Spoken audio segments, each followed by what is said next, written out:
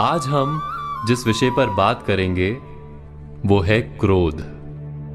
क्रोध वो भावना है जो हमारे सारे जीवन को घेर कर रहता है। क्रोध को ना उम्र की मर्यादा है, ना ही ज्ञान की। कब, कहां और किस कारण से क्रोध पैदा हो जाए वो कोई नहीं जानता। और जब क्रोध जन्म लेता है तो तुरंत ही विचार करने की शक्ति खो जाती है। बुद्धि पर अंधकार छा जाता है। वर्षों के संबंध पल भर में टूट जाते हैं। सारा जीवन बिखर जाता है। किसी भी कारागार में जाकर देखिए, अधिकतर अपराधी क्षण भर के क्रोध का दंड भोगते हुए दिखाई देंगे, पर फिर भी हम क्रोध पर अंकुश नहीं लगा पाते। बार बार हम क्रोध ना करने का प्रण तो लेते हैं, पर बार बार हमसे क्रोध हो जाता है। ये क्रोध वास्तव में क्या है, क्यों जन्मता है और क्यों अंकुश में नहीं रहता? उदाहरण के लिए आप एक बालक को देखिए। उसे किसी वस्तु की इच्छा होती है और उस समय अगर उसे वो नहीं मिलती या कोई उसे भयभीत करता है तो वो प्रतिक्रिया देता है। बालक की प्रतिक्रिया क्रोध है,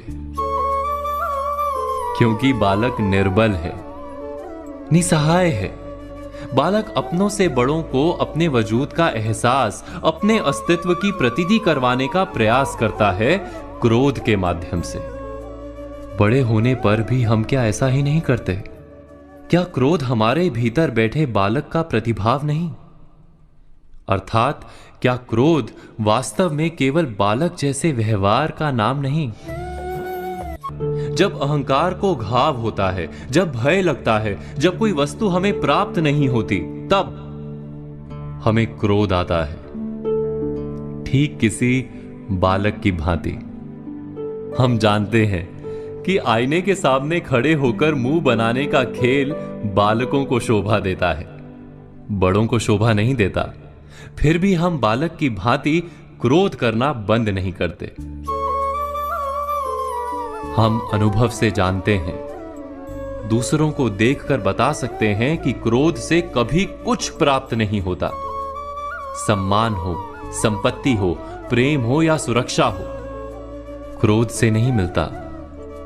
मिलता है तो प्रयासों से, कार्य करने से, बुद्धिपूर्वक विचार करने से। मनुष्य मात्र अपनी आदतों के अनुसार ही जीता रहता है।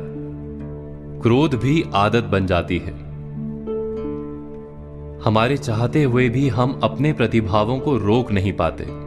हम स्वयं को बड़े या पुख्ता मानते हैं, पर थोड़ा सा कारण मिलते ही हमारे भीतर का बालक क्रोध कर बैठता है। अर्थात क्रोध वास्तव में और कुछ भी नहीं, हमारी बालक बुद्धि का नाम है। जैसे ही हम इतना स्मरण में रखें कि हम बालक नहीं, बालक जैसा व्यवहार हमें शोभा नहीं देता, वैसे ही क्रोध स्वयं ही बंद हो जाता है। क्या ये सत्य नहीं? इस पर विचार मनन अवश्य कीजिएगा।